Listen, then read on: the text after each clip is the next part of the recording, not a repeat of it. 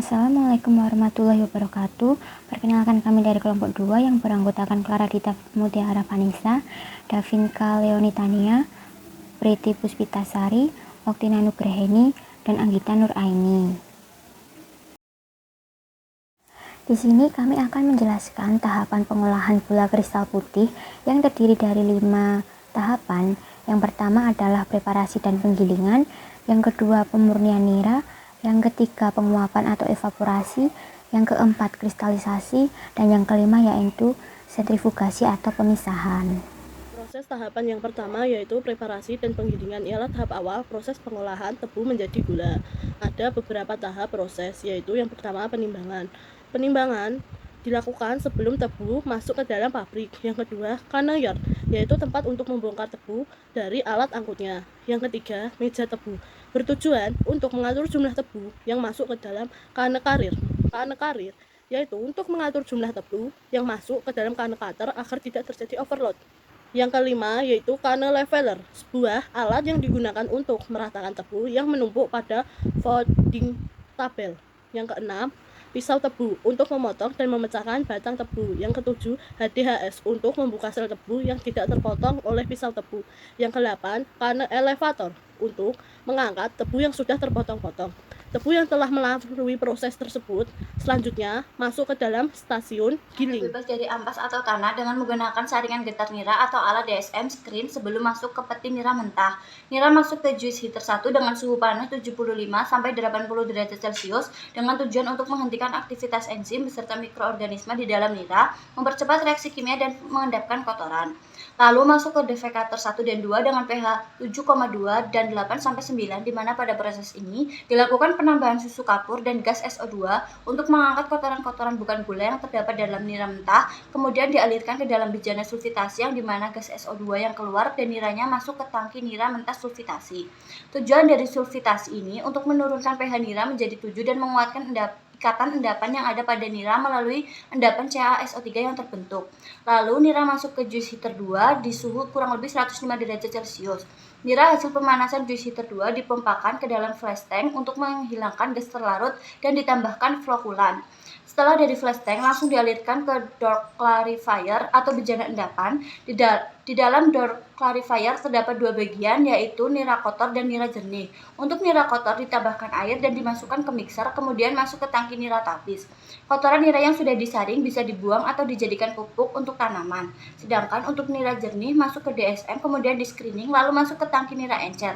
Setelah itu nira jernih langsung dialirkan ke stasiun penguapan. Nira jernih dari hasil proses pemurnian yang memiliki persen Brix sekitar 11-13% dipompa masuk ke dalam ruang nira bawah. Kemudian masuk ke dalam tub. Akibat adanya pengaruh vakum, maka nira kental yang dihasilkan evaporator 1 mengalir ke evaporator 2. Uap nira dari evaporator 1 digunakan sebagai bahan pemanasan nira di evaporator 2 dan juga untuk uap pemanasan nira di pemanas pendahuluan 2 dan untuk bahan pemanas masakan di vakum panas. Nira kental hasil dari evaporator 1 akan masuk ke dalam sel evaporator 2 bagian bawah, kemudian dipanaskan dengan menggunakan uap dari evaporator 1 dan begitupun seterusnya sampai evaporator 4. Sehingga kadar Brix-nya akan naik sebanyak 60-65%. Nira yang dihasilkan dari evaporator 4 ini akan mengalir masuk ke dalam peti nira kental dan kemudian dipompakan ke dalam bejana sulfitasi nira kental untuk dibleachingkan dengan hembusan gas SO2 dari unit tobong belerang sedangkan kondensatnya keluar dan dipompa ke peti tampungan kondensat.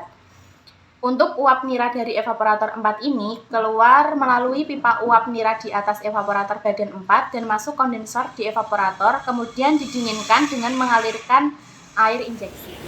Proses kristalisasi bertujuan untuk merubah gula dalam bentuk larutan menjadi kristal-kristal gula yang nantinya dapat dengan mudah dipisahkan pada proses pemutaran. Pada proses mengkristalkan gula dari bentuk larutan menjadi kristal yang terjadi di dalam pankristalisasi melalui beberapa proses yaitu proses pembentukan inti kristal, proses pembesaran kristal, proses merapatkan kristal, dan mengakhiri kristalisasi. Panmasakan dijalankan dengan tenaga uap dari stasiun gilingan dengan suhu uap sekitar 100-120 derajat Celcius. Uap panas dan uap larutan sukrosa yang terbentuk dicairkan dalam kondensor dan menjadi air jatuhan. Proses kristalisasi akan menghasilkan kristal gula dan molasses atau produk samping dari industri gula. Dalam stasiun masakan terdapat beberapa macam tingkat masak berdasarkan kemurnian atau HK, yaitu yang pertama pola masak ABCD, HK bahan lebih dari 85, pola masak ABD, HK bahan lebih dari 79 kurang dari 84, pola masak ACD, HK bahan lebih dari 73 kurang dari 78, pola masak AD, HK bahan kurang dari 73. Yang sering digunakan di stasiun masakan yaitu masakan A sebagai produk, masakan C sebagai bibit masakan A, dan masakan D sebagai bibit masakan C. Setelah melalui proses kristalisasi, selanjutnya dilakukan proses pemisahan atau sentrifugal.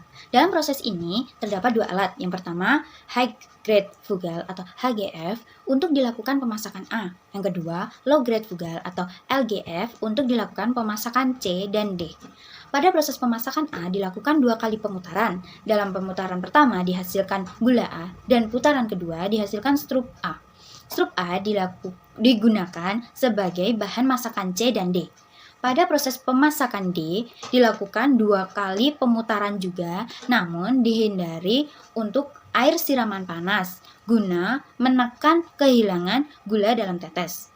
Untuk pemutaran pertama dihasilkan gula D2 dan D-clear. D-clear digunakan sebagai bahan masakan C, sedangkan gula D2 digunakan sebagai bahan pembuatan bibit masakan D. Apabila dilebur digunakan sebagai bahan masakan A. Untuk proses pemasakan C dilakukan proses penyiraman air panas. Dan untuk strup C dilebur yang nantinya masih dapat diolah kembali menjadi kristal sebagai bibit masakan A.